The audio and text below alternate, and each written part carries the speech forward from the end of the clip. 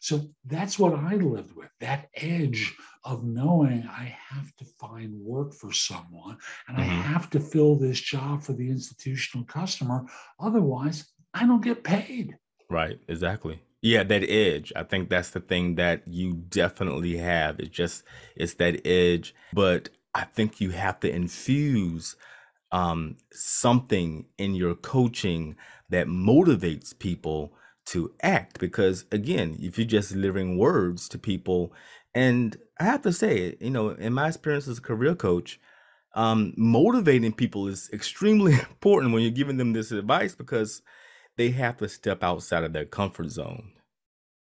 And I'll say there's a difference between motivation and inspiration. Yeah. So our guest this week is Jeff Altman, aka the Big Game Hunter. Jeff is a career coach, leadership coach, and executive coach. He helps companies hire talent and helps his clients find work. Jeff has more than 40 years of recruiting experience assisting individuals improving their careers. If you need help becoming the leader you want to be, you need help with career transitions, or in your role as an executive, he is your man. He is also the man. The he big has game hunter. he has the number one job search podcast, No BS Job Search Advice Radio on iTunes, Spotify, Google Play, and anywhere else you listen to podcasts. Hello, sir. How are you? I'm feeling fabulous. How are you doing, DJ? I'm doing great and even better now that I'm talking to you. You have this energy Oh, to just I mean it just infuses, you know? yeah, yeah. So yeah, I need to, I have that, but I want to get more of it. Well, I'm here to give you the voodoo. Okay, I will take the voodoo. Yes. All I can get. So 40 years of career coaching, and I'm a career coach, and I've been doing it for about 10 years, but most of it has been, helping people with resumes and so forth. But in the last 2 years, I began more taking it more seriously. I wrote a book, but it's nothing comparable to the experiences that you've had over the years and what drove you to be a career coach. Well, I want to clarify one thing, and that is Okay. I spent 40 years being a recruiter. Mm. So I help people find work. I listened to my clients tell me what they wanted. My job was to give it to them. And so I heard all the complaints. I heard all the criticism. I heard all the whining and moaning about one person or another. So I listened to that for 40 years and had a great career. But after a while, it's hard to be in the middle of everyone lying to you because your clients are lying and the job hunters are lying. And Mm-hmm. you're the messenger of the lies and you're being blamed. Just Mm-hmm. bizarre, but that's what happens. Mm-hmm. So along the way, I was planning on being a therapist in private practice. And Wow. I met my wife in graduate school. And in doing that, it became okay. I've got a well paying career. She's going to stay home with the kid. And we're going to have a house, the kid, and the what have you. And someone's got to pay the bills. And Right. that became me. So I hung out for a while longer, like another 19 years before transitioning into coaching. Mm-hmm. And, I've built off of all my experiences. So obviously, I help people find work and career transition. But I also have an MSW from Fordham University in New York. I Wow. did postgraduate psychoanalytic training at the Institute of Modern Psychoanalysis in New York. And I've also led men's retreats for organizations where I've had responsibility for attendees and staff and helping cultivate leadership in individuals in the Mm-hmm. course of those weekends and beyond. And I'll just simply say, as a coach, I bring all of this into play. I Mm-hmm. bring, that knowledge and experience about what it takes to be a successful leader, how to be effective with a job search, hire more effectively, Mm-hmm. and be much better in the workplace in general. So this is a culmination for me uh, of all the experiences and trainings that I've had. I'm quite sure your experiences as a recruiter has made you even, I think that experience in itself makes you an even more well-rounded career coach because you have that perspective.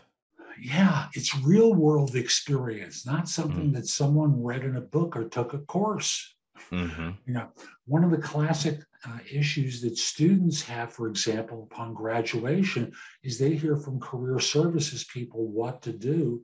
And those people have theoretical knowledge. They've Right, never had the responsibility of finding a job for someone. They right. tell people what they've read and what they've Mm-hmm. learned. But when Mm-hmm. your income is on the line, Yeah. so you got to earn a fee and you have to help someone get to where they want to get to. That's Uh-huh. a very different perspective. So that's what I lived with, that edge of knowing I have to find work for someone and I Mm-hmm. have to fill this job for the institutional customer. Otherwise, I don't get paid. Right, exactly. Yeah, that edge. I think that's the thing that you definitely have. It's that edge. And of course, I mean, you have all those wonderful experiences, but I think you have to infuse something in your coaching that motivates people to act. Because again, if you're just delivering words to people, and I have to say, in my experience as a career coach, motivating people is extremely important when you're giving them this advice because they have to step outside of their comfort zone. And I'll say there's a difference between motivation and inspiration. Yeah. So So what's the motivation, difference? motivation is lighting a fire underneath someone. Mm-hmm. Inspiration is lighting a fire within someone. And Mm. from a hiring perspective, it's important to know the difference because, and again, I know hiring managers don't think in this way, but the statistics are that 18 months after a person is hired, the hiring manager has buyer's remorse Mm. almost 2/3 of the time. Wow. Incredible statistic. Almost 2/3 of the time, they regret having hired this person. Wow. So the result winds up being, is it any wonder that people hate their jobs? Mm-hmm. So As how do I you said, find someone who because I sat on interviews and I'm there writing my notes down and I give my analysis of what I thought was the best candidate to the hiring manager, and they may go with someone very different. mhm. And what are the signs that now I always say I know the signs because I know the questions, I know the answers, I know BS answers, no BS job search advice radio. I know the BS answers, but when recruiters or hiring managers are interviewing someone, what are the signs that let them know this is a good candidate versus someone that is going to be a part of that percentage that are going to not be a bad hire? So I have to start off by saying you have to understand the dynamic of an interview. Mm-hmm. And the dynamic of an interview is that job hunters are always on good behavior. Mm-hmm. No one ever talks about the bad review, the time they were yelled at, the mistakes that they made. No one ever does that. They put Mm-hmm. on a good show. That's their job. Right. The hard thing to remember is the employer, the hiring manager is doing the same thing. So it's a setup to believe that either person can really assess Mm-hmm. because they're both putting on an act for one another. Mm-hmm. Remember, how rare it is that a hiring manager has ever said to a job hunter, DJ, I've got a problem here. Mm-hmm. And, the last four people who sat in that chair I'm going to ask you to sit in, Mm-hmm. they've all left. They left within 4 months. And, we've got problems on this project. Mm-hmm. And my predecessor got fired, and so did hers. I need to hire someone to save my bacon. Right. No one ever says that, but it's true.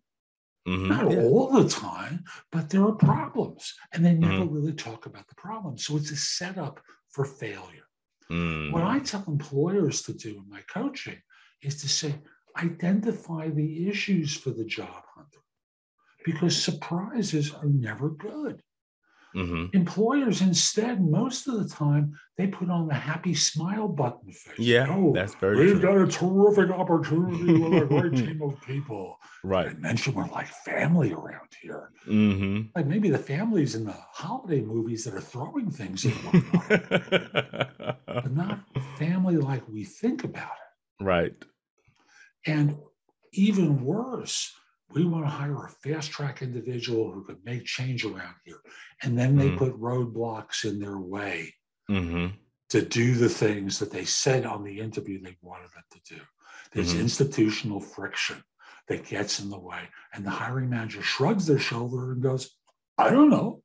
You know, I'm doing the best I can. I can't change everything around here. Mm-hmm. Mm-hmm. And thus there's a con that goes on. And from the employer's perspective, I always encourage them, tell job hunters the truth about what they're stepping into.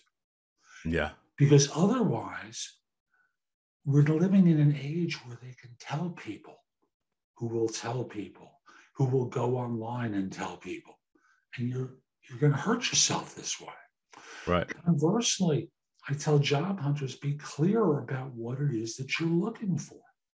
Right. You know, even with employers, I'll start by saying, make the point of telling them what the problems are, what they're going to be stepping into, what the issues were for the predecessor.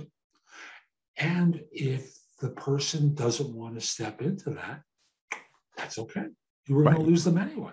Exactly. You're going to save a lot of recruiting money, that way, Right. So I totally agree with that. And another thing that I've discovered is that when, to say to someone who is actually being interviewed, going to an interview, and they done their homework, they know this is a great opportunity. And when they're answering those questions, I always say to my clients, they already know what your qualifications are. They have your resume.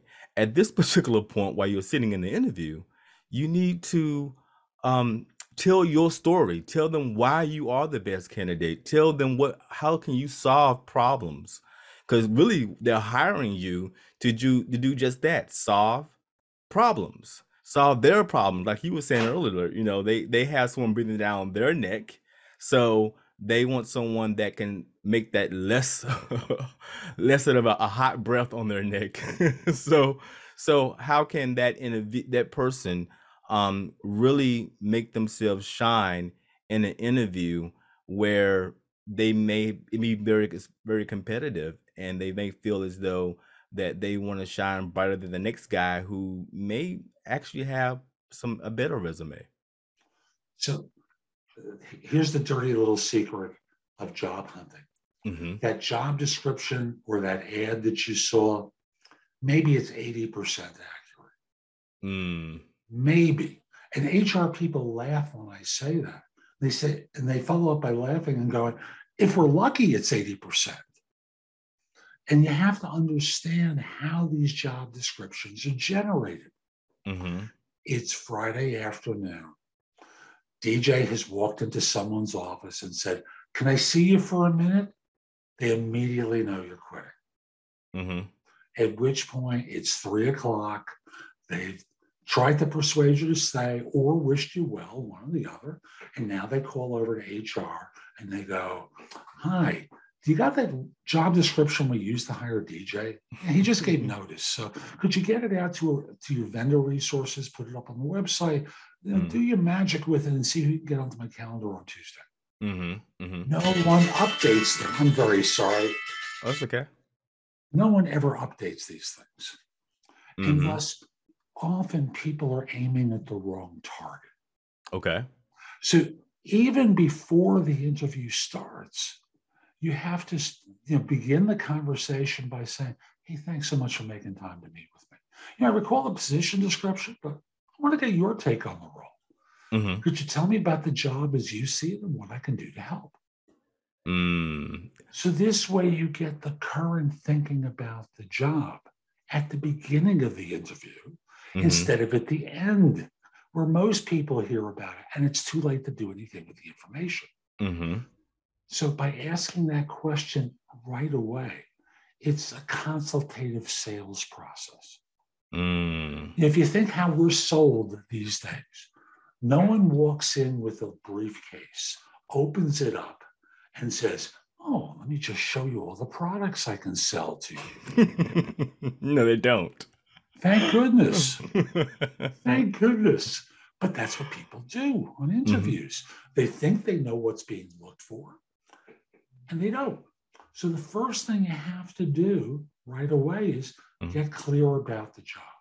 Okay. And then from there, the next part is once they say, "So tell me about yourself and what you've been doing professionally, or walk me through your background, please," you have to pretty quickly connect the dots for them Mm-hmm. between what it is they just told you they're looking for and Mm-hmm. what you've done. Okay. No one wants to hear you bask in your own magnificence for 5 minutes, Right. talking about Right. everything you've done in your life. You're going to put them to sleep. And no Mm-hmm. one has an attention span longer than a minute to a minute and a half. So if Mm. you start droning on about everything that you did when Barack Obama was president, or worse for older workers, the Clinton years, you get those people who start. Let me tell you what I did when Abe Lincoln was president. It's ridiculous. Who's going Right. to sit there as you walk through? I graduated Yeah, college. that's so boring. I try to tell, clients all the time. That's, they, I mean, they have to be there. They're not having this interview with you just because it makes them giggle. They're there because they have to be. And I always say, what makes to me a great interview is being able to show that I'm a person who you want to work with. I'm a person that is a good listener. I am coachable. I am a good person that once you give me direction, then I can make things happen. That's the energy that you want to bring to the interview, not just regurgitating all the things they already have read in the resume, if they even read the resume, you know. It's So I funny. like what you're saying. I did a LinkedIn poll about for job hunters about preparedness for interviews by Hmm. hiring managers. 2/3 of respondents said doesn't seem like they were ready for me. They were Mm, completely unprepared. wow. So you have to engage them. That's your Right. responsibility as the job hunter. Hmm. I talk in my coaching about the theater of interviewing. You're a performer on the stage. Now, I don't mean you're a liar. I want to be clear about this. Right. Your job is to engage your audience in Hmm. much the same way as when you watch a TV show, you've got a remote control in your hand or right near you. And if you're not interested, how long does it take before you click away? They're the same way on interviews. Hmm. Mentally, they start channel surfing. Mm, And thus they're sitting there and they're nodding at times that they think are appropriate, but you may notice them first yawn. They cover their mouth regularly, mm, and you see the cheeks puff out because they're yawning. Come on, folks, you're an entertainer. You're a right. performer. You have Yes. to keep them interested because Yes. all the other people who they're interviewing with are reciting facts Right. and they're boring and disinterested. Yes. This And is it not interesting. and I think that being this, in this COVID environment, we'll talk about how COVID has really changed the interviewing process. A lot more interviews are being held through Zoom or some other virtual platform. And what I try to tell people is, hey, this isn't, you and your family getting together on Saturday and having a family reunion on Zoom. Are you with your group of people that you're, I'm a part of different networking groups, and some people are sitting back on their couch, and people have their phones and all you can see is their neck and their chin. And I'm saying, even though this is a Zoom meeting, you still have to prepare and treat it just like you was going to that particular person's office. Yes. And folks, if you're watching DJ, notice how he presents on camera. Mm-hmm. He's wearing something that allows himself to pop. Mm. So he's front and center, looks great. That's what you want to do. You want to present yourself as world class. Mm-hmm. Now, I know it's a hard phrase for most people. Oh, I'm not world class. Oh, no. You want to be the best version of yourself. You want to Mm-hmm. look good on camera. If that Right, the best requires version of makeup, yourself. you put on makeup regardless of gender. Mm. Wear the makeup to Yeah, hide I that need a little bit of blemish rouge. or whatever it is. You create the impression of the environment. You dress a particular way in Right. order to be world class or to give that impression. Mm-hmm. Because trust me, folks, employers notice when you aren't. And Mm-hmm. you don't want to activate the negativity. If anything, neutrality is the best, negativity is not. So minimally go for okay. Like, Mm-hmm. my office here, I'm wearing something that stands out against the backdrop. I'm Mm-hmm. wearing Mm-hmm. my coach cap, which is part of my branding. Mm-hmm. If I were meeting with a potential client, sometimes I wear this depending upon whether or not they've seen me on YouTube wearing it. Mm-hmm. Other times I don't, depends on the circumstances. But I want to create a visual that looks good. Right. And from there, I'm normally there before they are. Mm. I don't want them waiting for me. I want to be the one who's waiting. And I Mm-hmm. keep my edge up so I'm ready right away. I want to ask the first question like I did before. Folks, rewind and listen to that question again, because that's where I want to start before they ask anything. And Mm-hmm. it's easier if you're there first and ready to roll. And they say, hey, great to meet you. Nice to meet you as well. Hey, before we get started, I just want to ask a quick question. Sure, whatever. And then you ask that question, and suddenly you have the roadmap for what the interview is all about. Mm-hmm. Exactly. And thus you can be prepared. So, folks, be world class. Don't be an amateur. Right, right. Show up the way you would show up. I mean, of course, some people still, I think, need to have a little class on how they even show up to an office. But if you're going to show up to the office the right way, don't let down that guard just because it's a Zoom meeting or a Cisco X, whatever that WebEx, WebEx. Yeah. because I had a meeting like that one time, and um it's, I think you just have to be conscious of the situation, who's interviewing you. And I still do my homework. I try to find out what are the people there on that team wearing? What do they wear to work? What is my supervisor? What is he going to wear? I try to get an idea of that so that he knows that I'm going to fit in into that environment. So I don't want to outdress anyone, but I don't want to unaddress either. I want to have a good idea to let them know that I'm going to fit in. So could you give me some pointers about that? Because I do listen to people. So I got one example. So one time I was going to an interview some years ago, and I knew that these people the job was in a warehouse, and it was for the government. I was doing consulting for the government, financial, but they all just pretty much delivered IT equipment to different agencies within this government agency. And I knew what was to be the point of dressing in a suit. No one does. Everyone there wears pretty much what I'm wearing now. Is what everyone pretty much wearing.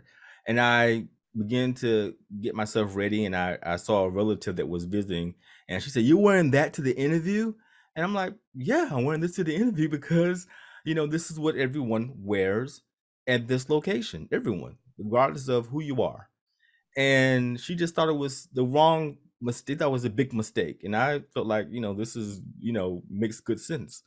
So I went to the interview, and of course, they saw me, and I just fit in because I was wearing what everyone else there wore, and pretty much I could tell that his mind was made up by the time the interview ended. They were literally showing where I was going to sit.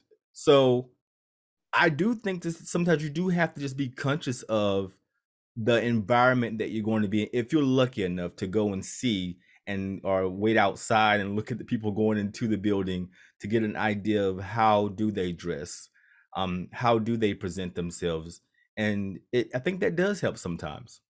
It does. One of my favorite stories along these lines was a hedge fund that I used to recruit for. I got very close to the person who ran technology for them. And before the first interview, uh, he told me, we don't like to see people wearing ties. Now, Mm. when your association is with a hedge fund, you're thinking of fast track, fast paced, great wardrobe, at least you did back in those days. And he was very clear. We make fun of those people.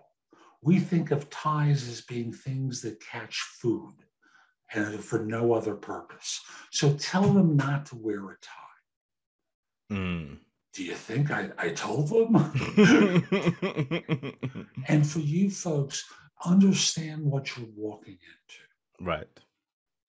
Because whether, in some cases, I'll tell someone to wear what you're wearing now and a sport jacket on top of it Mm-hmm. because it looks a little bit more professional. Yes. Depends on the circumstance. And I Mm-hmm. think of that in the context of when we get to the negotiating phase, it affects the money. Oh, yes. Yes. So looking the part or slightly better, not radically Yes. better, Slightly better. Yes. allows you to stand out in a good way. It advantages you when it gets time to the money. Mm-hmm. Mm-hmm. And So, I read somewhere some statistics saying that people, who wear a sports jacket, um, or a dress coat, uh, get better service, and when they're at a restaurant or they're in a situation where they're asking for customer service, and also they get paid better. They get paid more, the ones who, um, you know, wear suits. I mean, that's obvious, but it just seems to me that I can definitely see that showing up to work, even if it may not be, um, some jobs they actually told me, in certain positions, do not show up in a tie. Just don't do it, And there are other jobs where it was necessary, but and then there was other jobs optional. If you could wear, if it was optional to wear a tie or a suit. But those individuals who would a tie or a suit anyway, they progress faster, I noticed. They didn't have a really issue with sort of getting into those circles with people who were higher up, who actually did have to wear a suit to work, even though it was telling people and below that's them an they East didn't. Coast thing. On the West Coast, it's completely different. In what way? Well, on the West Coast, it's a much more casual environment. Okay. Even the leadership roles. And thus, like if you've ever seen pictures of, we've all seen the pictures of Mark Zuckerberg. Hmm. Ever see a suit on this guy? Like, No, I have not. I maybe, think the first time I saw him, he was actually testifying in front of Congress. I remember the hoodie days where he would go to the investors wearing a hoodie. And when he went to Congress, yes, he wore a suit that day, but beyond that, he's always Hmm. casually Yeah. attired. Sergey Brin, from Google. Uh, um, you know, Bezos, Jeff Bezos is I cannot. When have I seen him wear a suit? I can't remember off the top of my head, but lately, no, definitely not. and we never see him live, except when he returned from the space voyage. You never see him live. You see photos, so he's always prepped for that photo opportunity. Right. So just recognize, folks, that your job is to be persuasive and to Yes. make them believe that they should choose you. And it's not just what you say that matters, it's how you say it. Hmm. And competence is only one thing that they evaluate for. Yeah. Self confidence, character.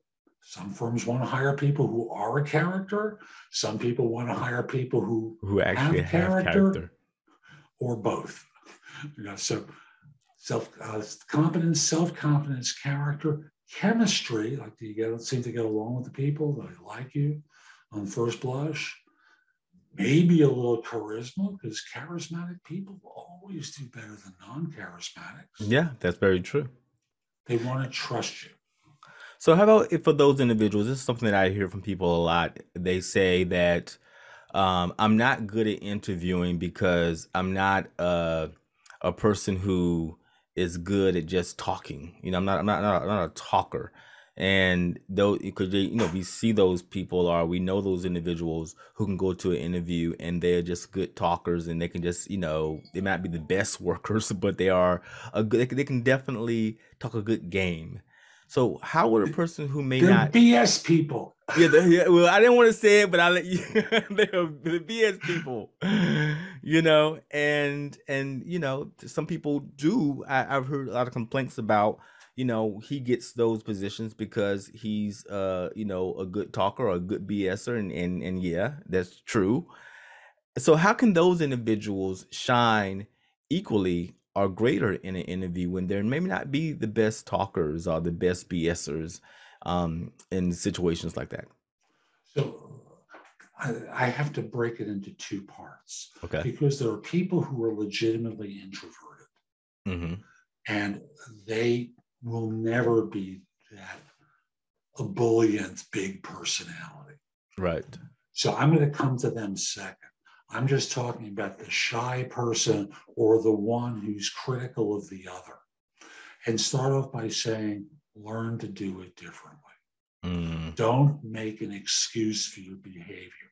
You're not allowing them to see you at your best.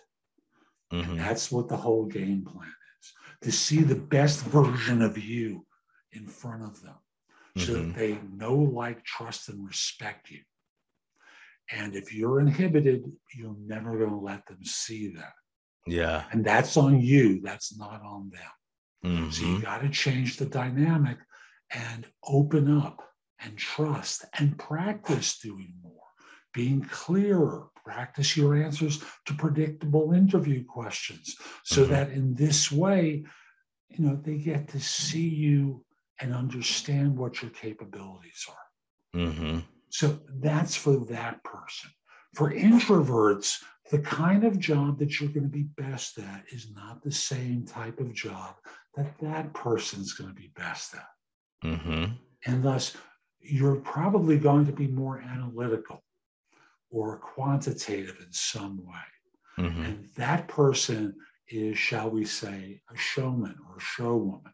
Mm-hmm. And thus, they're performers, and they're always going to put on a good show, and you're not for that audience. Mm-hmm. For your audience, you're going to stand up beautifully in answering questions that relate to what you do and how you go about doing it, and, Mm-hmm. and what your thought process is.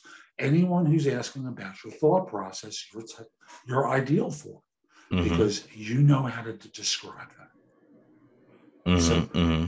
don't sweat those jobs. You don't belong.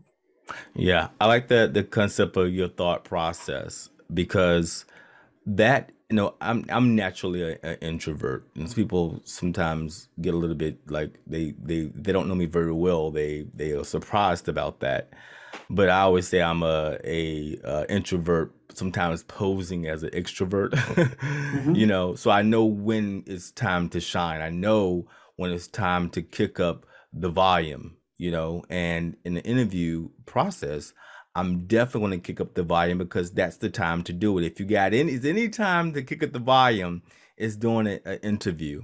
And so yeah, I definitely understand that you do have to.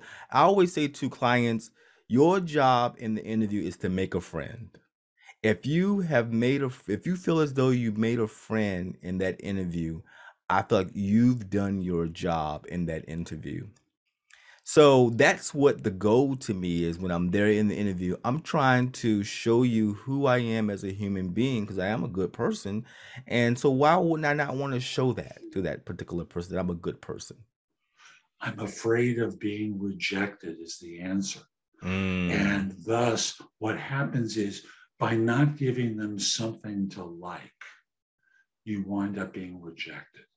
So exactly. it's a bind.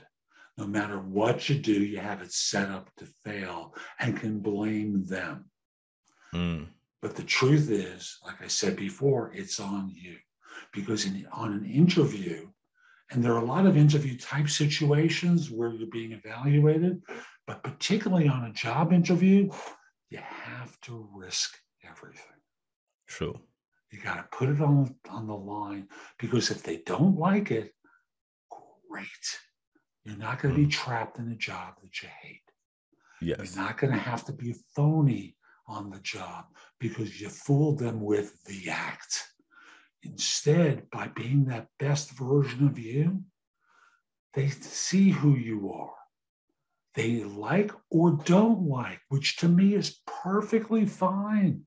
Mm-hmm. You'll be rejected for the right reason. I don't like her. I don't think she'd fit in, or I don't think he'd fit in. That's Mm-hmm. okay. Yeah. Yeah, I totally agree with that. I tell people all the time when they are feel as though I'm giving them advice. Maybe I know one guy he hated, uh, putting he was totally against putting a picture on his LinkedIn profile. Just like, no, I don't want to do that. And so I was like, one thing that most people have a picture on their LinkedIn profile, and sometimes I feel like if you do not, then I feel like you may be showing yourself that, showing the cards that you're antisocial, and or you may have some self-esteem issues. So, and that was the case, and as we begin to continue meeting.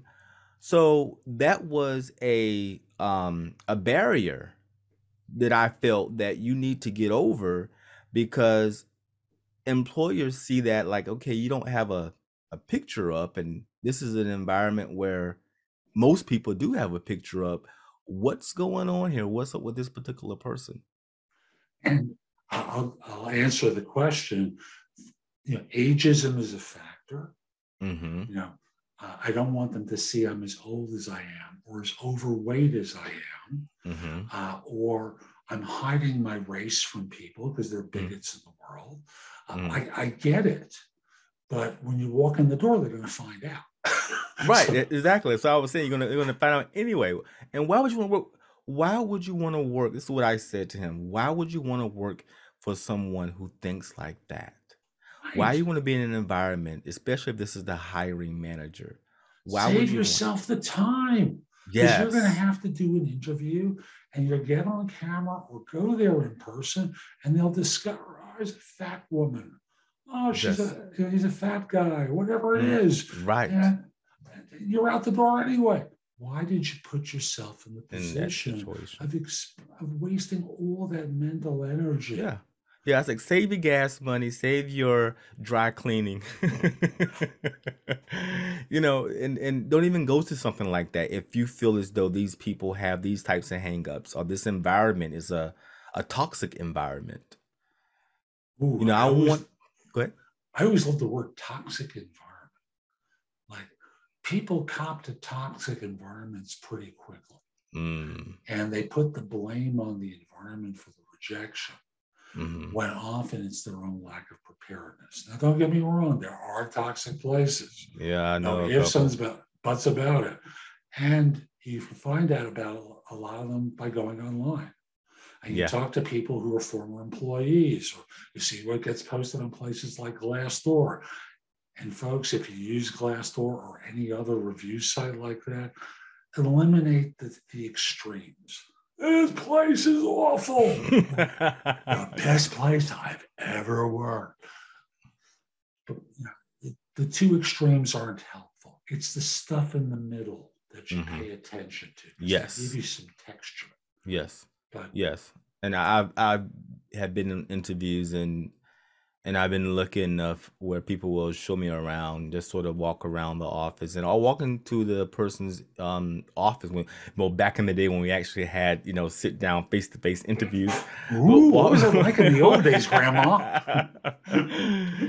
and just walking to the person's office, I could hear a pin drop. No, and this is a office full of people, and no one's talking. Everyone has their heads down, and I'm going, what's going on here? And of course, me, I want to find out. Now I know better now, but I went through those situations where I took those jobs and found out why nobody was talking. You could hear a pin drop, and everyone had their head down because they was trying to block from being shot at. In a sense, because it was such an environment where people were constantly being belittled, so it was just the nature. So here this new guy showing up, and they go, oh boy, here we got fresh meat. Someone else to make fun of. Oh, we can criticize him. He doesn't know our tactics yet. Right. It's and other people who were victimized as well. I mean, it was just an environment where I knew people who spirit was just broken in that environment, you know. Yeah. And so when they see a new person showing up, they don't want to tell you anything. They don't want to say anything. They don't want to look at you because they feel like if they even look at you, they're going to reveal something about this place, and they don't want to get trapped into this person said this is a negative thing about this place. So and then once I of course I resigned because I said I don't want to be in a toxic environment. I don't want to be in a place where my spirit's going to be broken. And then people wanted to be honest and say this is all the things that are going on, which I knew by the time I left. But people felt more open and feel more able to be honest about how they felt about their environment. Not willing to leave, but will stay and put up with that. Which goes back to a point I made earlier. Everyone's lying on interviews. Mm-hmm. Job hunters lie, employers lie. Mm-hmm. Everyone presents the best face. And thus, you have to look for cues along the way to help you flush out the BS, give you something to investigate. Again, you talk to former employees, find them on LinkedIn. It's not that hard. No, Google them. Find out people who worked at this company before. Now, if you're talking about a major government agency with 100,000 people or a major corporation with a population like that, it's tough to get to the department, but you can network your way there. Yeah, you definitely can. You can definitely, I think LinkedIn is a good tool to ask questions because even if they're not in the same division, it's still someone knows something about that division. It's like, yeah, I've heard about that place. I've heard about that place. That place you don't want to go to. You probably want to ask a few others as well. But I've had those conversations with people, and just through conversations they go, you don't want to go there, and then you hear it again from other individuals. So just through conversating, asking people about different places, they can give you insight to the environment that's there. You betcha. Years ago, I had a friend of mine who was up for a job at a mutual fund. And I said, he didn't really have a large LinkedIn network. So I told him, go Google the firm and the word resume. I think at that time, the way you had to do it was company name in quotes. I think it's in parentheses now, plus resume, minus apply or minus. It was designed to avoid the job descriptions so you could get to a real person. And he found someone who had left the job, a specific job 6 months before, talked with them about the hiring manager before the interview. So he was able to hear all the headaches. And he comes back to me and goes, I'm not taking that one. Do a practice interview. I'm okay with that. And just don't go to work there. Just practice because you haven't done an interview in 2 presidencies. So go interview. Make your mistakes here because you don't care. Exactly. I think that's the best advice when it comes to interviewing is because, no one's, I say no one is, but no one wants to be a professional interviewer. If it's an interviewee, nobody wants to. You want to have a job on the what first, second, third interview. So you never get to. You should never feel like you're a professional interviewee. So you're gonna have some rough. That first or second interview are going to be kind of rough for you.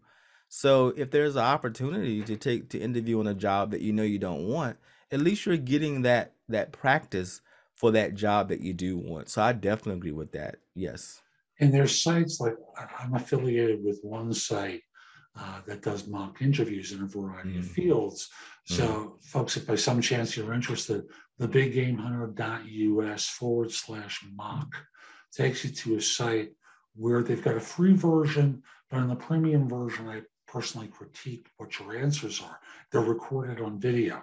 So I have a chance to look at them afterwards and make suggestions for you. Do mock interviews. You know, Mm-hmm. whether Mm-hmm. it's with me or someone else or Yes. some other service, do mock interviews so you make your mistakes in advance and you don't make them there. Yeah, and I'll leave that link in the show descriptions as well, to that link you just mentioned, Thank you. so people can go there and because I definitely believe in mock interviews, to is offer that to clients because to me then especially those Zoom interviews are really good because I can say, hey, you look pretty just dead in the face. I wouldn't say it that way, maybe dead in the face, but I would just say you need to liven up. I mean, nobody wants to hire someone that is just uh lifeless.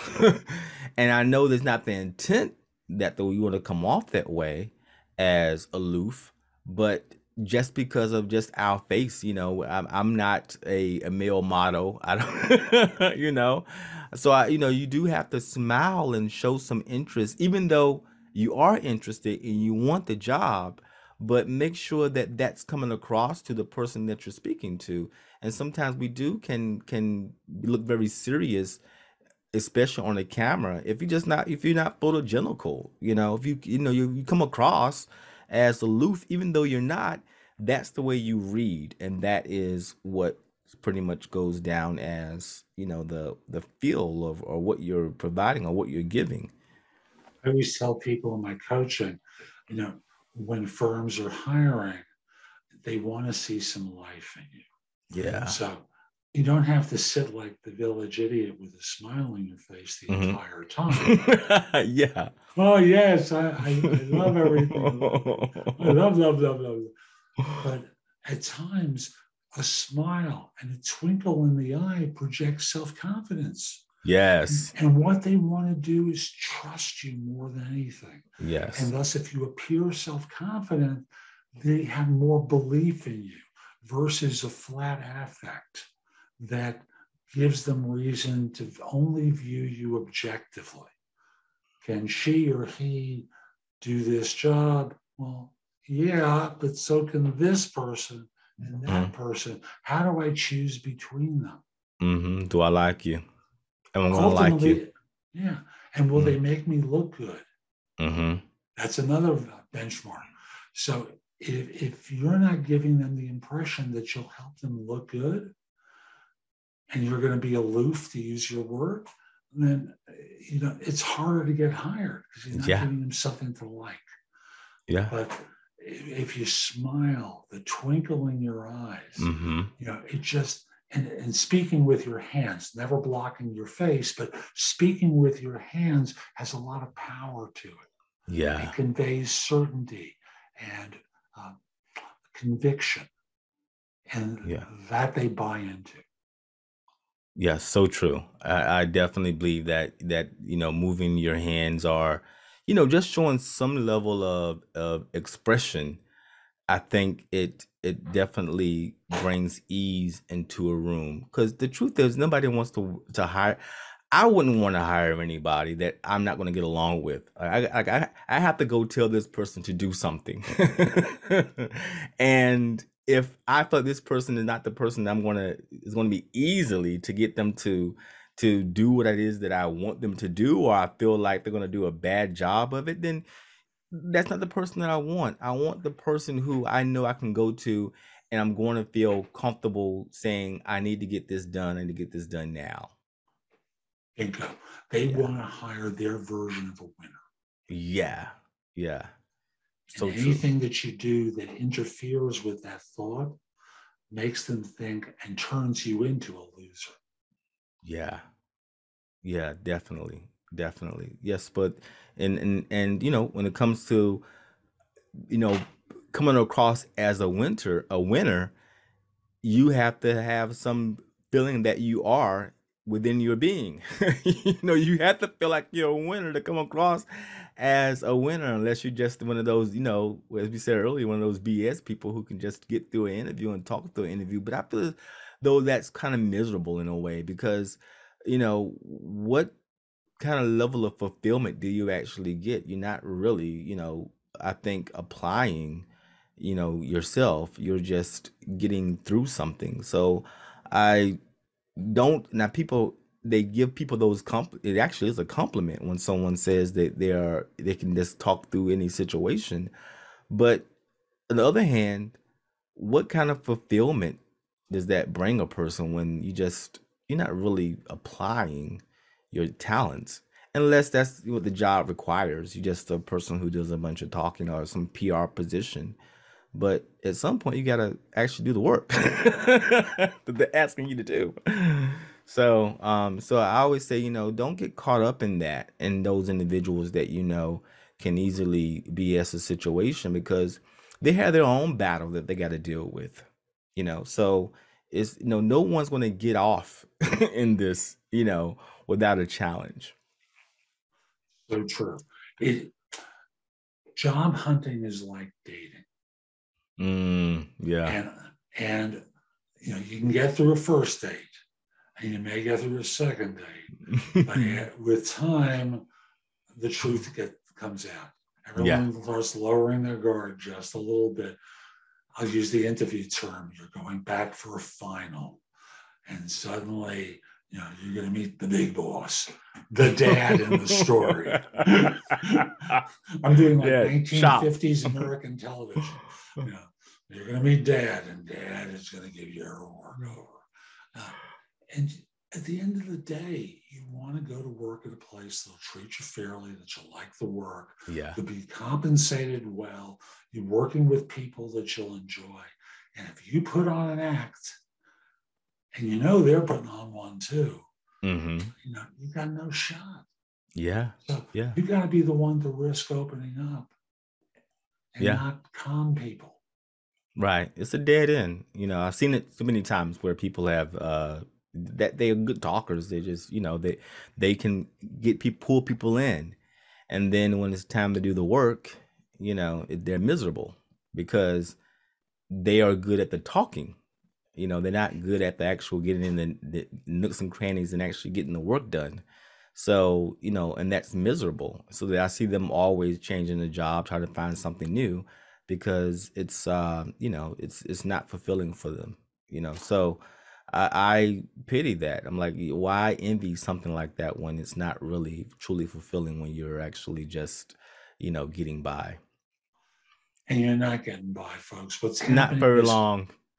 eventually you and they figure it out. And thus you're dead ended, doomed, pushed aside. The work goes to other people. You're trapped and you go into this circle of, got to find another job. Hmm. And you start blaming it on them. It's really about Yeah, it's all, and that's one thing I always say is all about you. You know, it's all about you. So you really have to look at things from that perspective.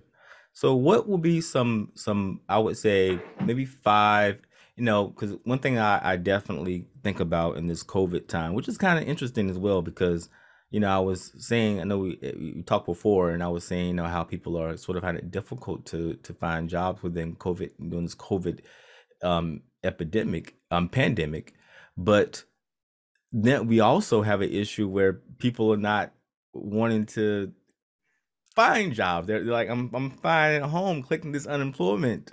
So I don't so the I guess the I don't want to say pity, but I'm just saying, I guess the feeling that I had is, what about those individuals who will find it so difficult to find jobs? And then there's other piece of it is that, people really looking for jobs? So I do feel like, okay, well, who is it that really needs the help? And I think that the people who really need the help, I think, are suffering the most are those individuals who are just fresh out of college, and they're looking for opportunities, and it's already difficult trying to leave college and find a job, but this COVID has made it more immensely difficult when you're trying to build a resume and job history, where it's not as easy because um, they're looking for qualified people, but maybe those qualified people aren't maybe looking either. So maybe, I don't know. Just to me, I find it an interesting conundrum that I wasn't expecting. Well, it's interesting that as we're recording this, we're going through a period that's referred to as the Great Resignation. Mm, So lots of people are changing jobs. And the last job report, and the previous one as well, almost 1 million new people were hired into the workforce. Now, at least 40% of them were in hospitality mm, or in services industries that were relatively low wage, which was to be expected because all the restaurants and hotels shut down. mhm, So they now have to hire up. And that's really where the biggest issue is in those fields, because people make more money staying home. mm, Now, back to white collar labor for a second, where they're in a situation where they can be a little fearful about changing jobs right now. I'll just simply say firms are trying to hire. There's shortages of talent. No one entered the workforce last year to speak of. And thus, there are opportunities if you're working and you have skills to find another job. Don't hesitate. There's opportunity out there. And if you need coaching, DJ does a great job. I do a great job. We'll yes. guide you through the process and help you perform at a higher level. And we'll even help you with the decision about which firms to join, which firms to eliminate from consideration, so that you minimize the risk of making mistakes. Hmm. That's where we're starting up. Risk of avoidance or risk minimalization rather than putting yourself at risk. So Hmm. there are jobs out there, but the skills needed to find a job are different than those needed to do a job. And that's where Mm, coaching comes in. yeah. We help you perform better throughout the entire life cycle of the search. You write resumes, I don't. I critique them Hmm. because of my background in search. I hated writing resumes, but I could look at a resume and make a decision in 4 seconds. The Mm, typical number is 6. I had it cut by a third. I could do it in 4 seconds because I'm a visible figure. And so we get bombarded with resumes that were pointless, like the Purdue chicken plucker who applied for the Java development job, and the word Java never appeared in their resume. wow. Yeah. So you go on, and folks, I'll just simply say you're an amateur. Mm, Work with professionals so that you get the results that you want faster. Because otherwise, you lose out on opportunities that you'd otherwise get. And you don't want to learn through trial and error. It's yeah. painful to do that. Yeah. Coaching makes all the difference in the world because we know how the system works. So true. Every advice, I need to definitely just write down every single word that you just said. Because everything you said was just so true. I mean, down to the core, and that's the thing that I find that's so amazing about talking with you, is that it's not about this superficial concept of what it means. Because a coach, to me, every coach that I've met, I don't care if you're a life coach or a career coach, a holistic coach. It's it's about those principles, those underlining principles that I believe you definitely understand, that you have to understand. I think that um, at the basis of any great career coach, success coach, whatever coach you are, if you're a good one, and you have those basic life coach principles at your core. And that's what's so intriguing about what you're saying to me. It's those underlining concepts, those underlining ideas that you hit on that I think is so valuable. What was it like there? Just start having career conversations with people who are further along on their road than you. Reach out to them through LinkedIn or other places. So Mm-hmm. that this way you start making connections, because whether it's for the internship or the job you get after graduation, Mm-hmm. do that. Um, Faculty, of course. Yeah, if you've been a standout student, ask the faculty for recommendations. They Mm-hmm. know. They're usually adjuncts, and thus they've got a full-time gig that they're working at and they're teaching on the side, or vice versa. They Mm-hmm. can provide introductions. Yeah. Yeah. Just don't hide behind a screen. Have Mm-hmm. conversations with people. You may need to start on screen. I got it. But don't hide. Start talking to people and practice what you're going to say in advance. Like at jobsearchtv.com, which is my YouTube channel, Mm-hmm. it's also on Amazon and Roku and a variety of other places. What you're able to do is to go to a playlist around informational interviews.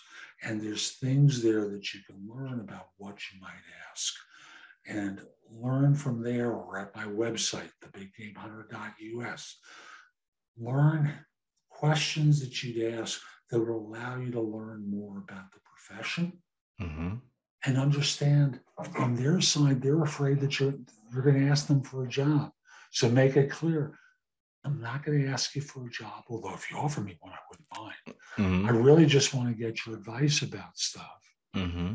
so I can learn from you and your experiences and not through trial and error. Most Yes. people will be very gracious at that point. Yes. Yes. And the Yes. fun thing is to say, I'm not going to ask you for a job, although if you offer me one, I wouldn't mind. But Mm-hmm.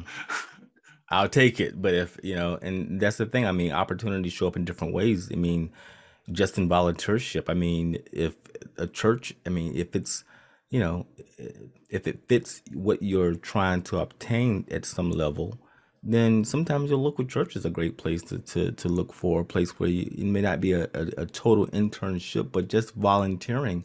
That's something that's genuine experience you can put on your resume.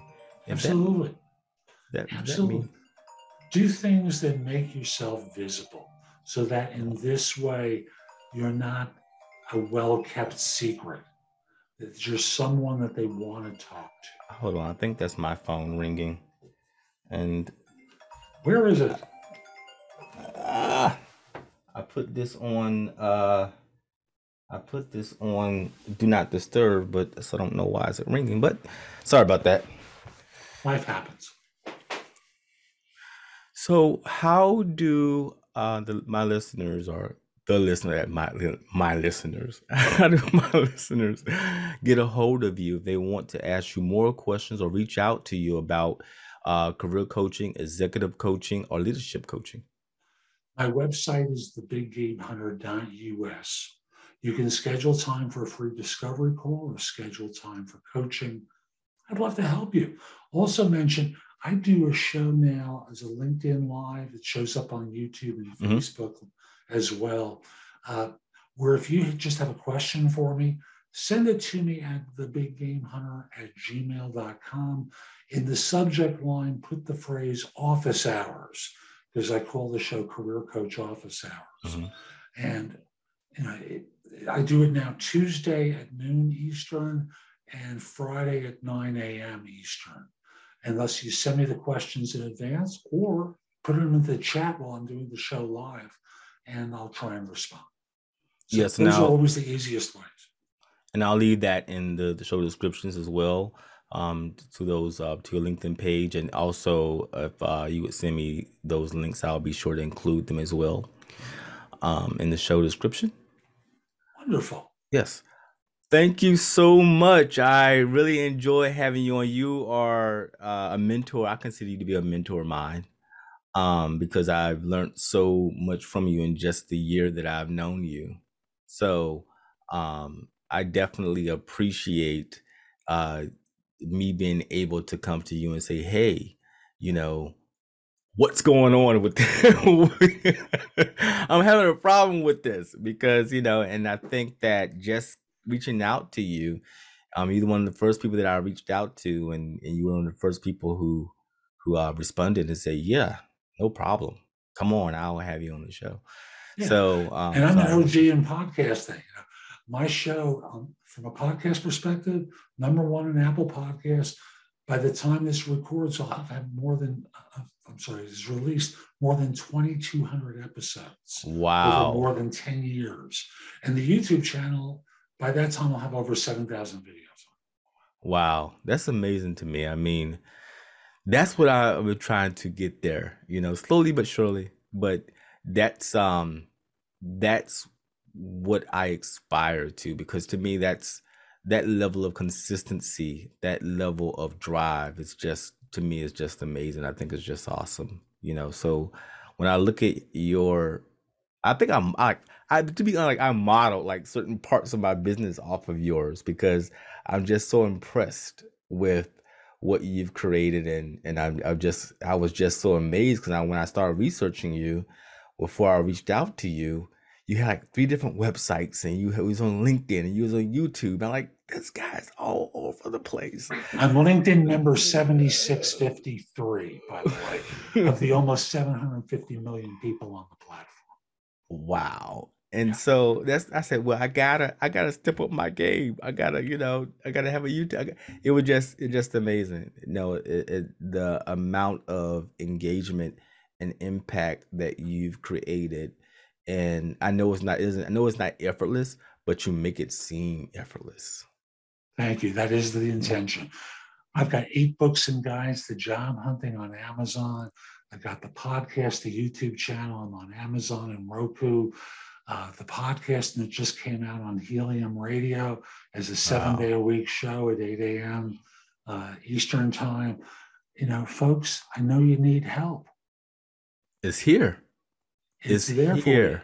Yes, and to me, that's the thing that I will leave. I want to reiterate that you said you don't have to do it through trial and error.